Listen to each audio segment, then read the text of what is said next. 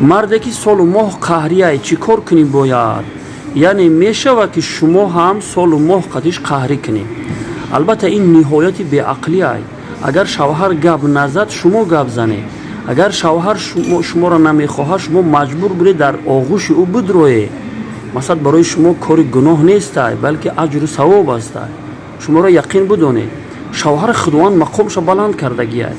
خب الله رب العالمین در قرآن میفرماید الرجال قوامون علی النساء، مردها بالای زنها سرپرست هستند.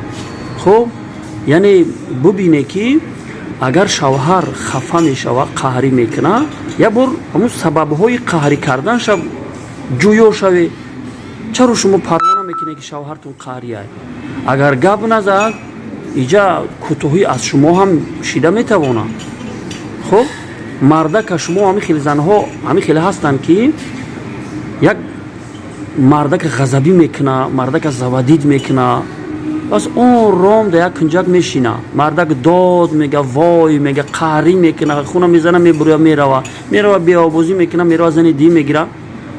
با زنک داد وای کده فیغان و نوله کرده میگه که نه مرده که من میزنه، مرده که من قدیم قهری های این بیابوزی میکنه، فلان میکنه. خلاصه اینجا یک رولی کلان شما بازی میکنه. یعنی وقتی مرد در کنار شما آرامش حاصل کنه پس هرگز او پیشی مثلا زنی بیگانه نمیروه. وقتی که در کنار شما براش پریت نیای از شما خوشش می آید هرگز قدی شما قهری هم نمیشوه.